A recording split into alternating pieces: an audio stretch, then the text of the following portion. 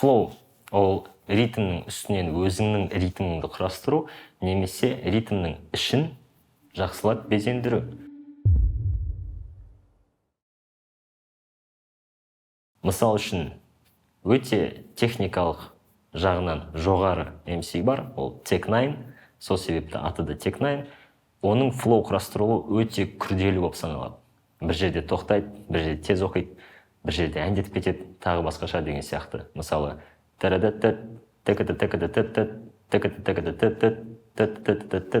деген сияқты кетіп қалады.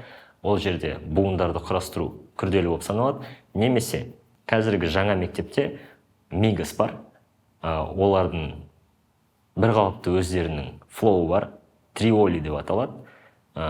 Ол жерде олар кәдімгі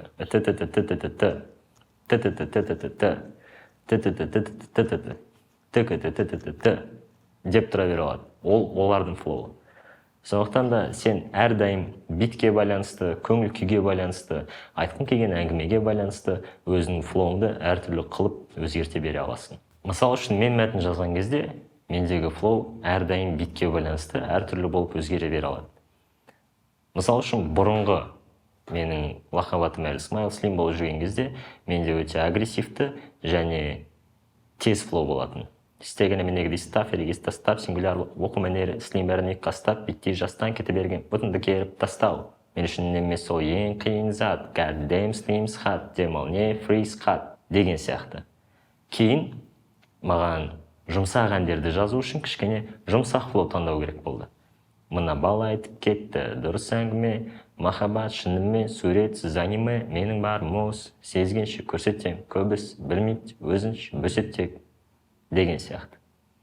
Сондықтан да битке байланысты, сенің қалаған айтқың келетін нәрсеңе байланысты, бергің келетін көңіл күйге байланысты, сенің ішкі ритмикаң әрдайым өзгеріп тұрады. Жалпы флоудың өзін екіге бөліп қарастыруға болады.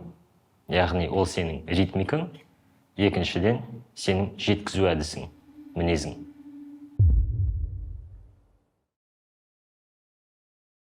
Жеткізу әдісі, мен ол нәрсені мінез деп атаймын.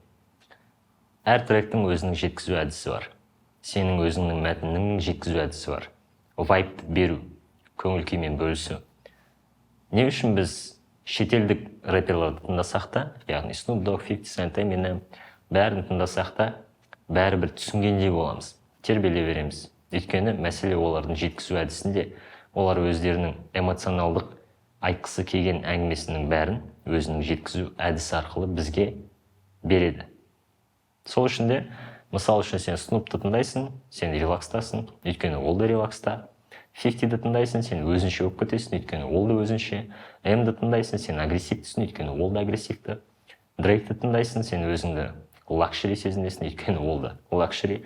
Сол сияқты сенің әнің, сенің жеткізу әдісің мәтініңе қарамастан адамның көңіл күйіне дәл тию керек. Сол кезде сенің флоуың дұрыс болады. Яғни сен микрофонның алдына келген кезде өзің актер сияқты мүлдем басқа кейіпке айналып кетуі мүмкін.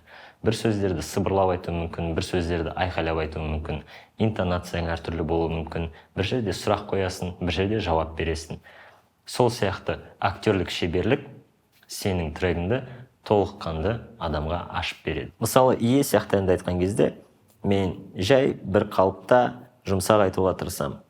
Мына бала айтып кетті, дұрыс әңгіме, махаббат шынымен, суретсіз аниме, менің бар мұз, сезгенше көрсетем, көбісі білмейді, өзінше бөсеттек деген сияқты.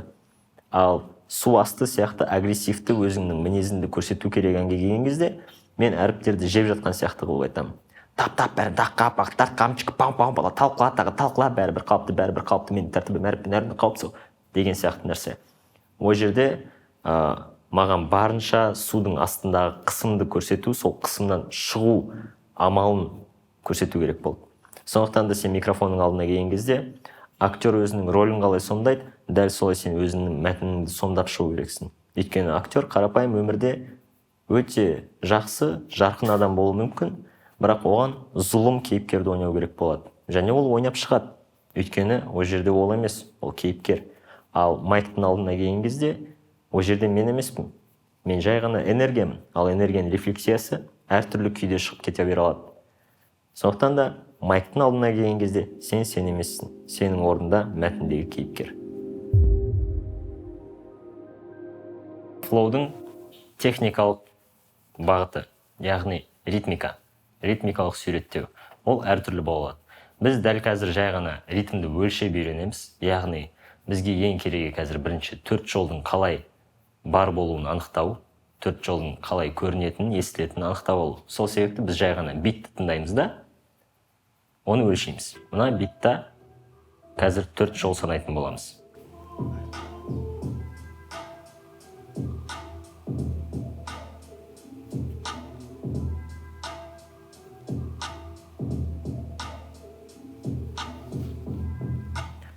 Міне, дәл қазір біздің алдымыздан 4 жол өте шықты.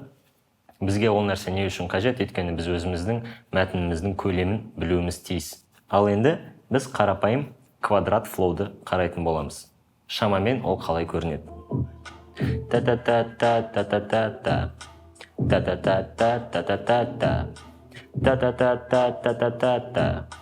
Та-та-та-та-та-та-та-та. Мынау біздің квадратты 4 жол. Неге ол квадрат? Өйткені біздің бірінші жол қандай болды? Дәл сондай болып біз қалған 3 жолды да жазып тастадық. Та-та-та-та-та-та-та-та. Та-та-та-та-та-та-та. Ритмикалық сурет ешқалай да өзгерген жоқ. Енді біз дабл таймды көреміз. Яғни ритмнің өзінен 2 есе тезірек болу. Бұл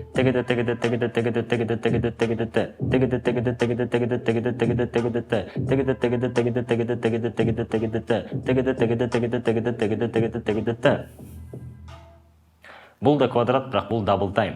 Яғни бұның қиындығы сен ритмнен қарағанда өзіңнің ритміңді 2 есе тезірек ұстайсың. Сол үшін сен дәптерге жазған кезде сенде 8 жол шығу мүмкін, бірақ мына жерде сенде негізінде 4 жол. Енді бұл нәрсенің бәрін қалай араластыруға болады және жалпы сенің ритмикалық суреттеуіңді қалай өзгерте беруге болады. Бит қосыла береді, сен үстінен өзіңнің ритміңді істей бересің. Бит басталмас бұрын кіруге болады, бит басталып кеткеннен кейін кіруге болады. Битке дәл түсіп кіріп кетуге де болады. Жалпы бәрібір. Текке-текке-та, тегере-текке-та, текке-текке-та, теке-теке-те-теке-тека, теке-теке-теке-та, теке-та-та-та, тек-теке-те-та, тек-теке-те-та, теке-теке-та, теке-теке-теке-та-та-та, теке-те-та, мете-теке-теке-та, та-теке-те, теке-та-та-та-та. Мына жерде кішігірім өзгерулер бар. Яғни біз керек жерде тоқтап қаламыз, керек жерде кішкене тезірек боламыз, керек жерде созып жібереміз. Бұл сенің ритмикалық индивидуалдық суреттеуің болады. Енді біз жеткізу әдістеріне жайлап келеміз. Яғни байқағандарыңыздай ритмика әртүрлі бола бере алады. Ол нақты сенің өзіңнің фантазияңа байланысты. Қалай көресің, қалай естисің, солай істей бересің. Шектеу жоқ. Шектеу тек қана BPM. Ритмнан таюдың қажеті жоқ. Ритм ішінде болу керек. Ал енді жеткізу әдісі.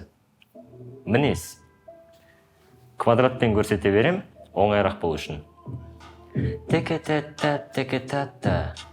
Теке-те-та, теке-та-та. Теке-те-те, теке-та-та. Теке-те-та, теке-та-та.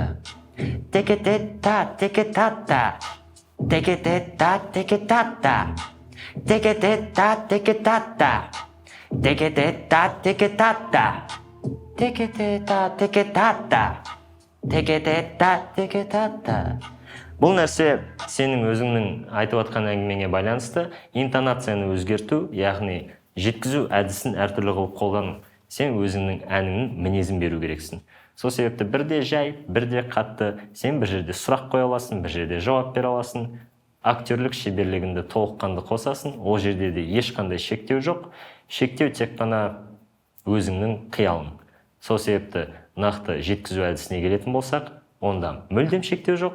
Ритмикалық суретке келетін болсақ, шектеу тек қана ритм мен уақытта.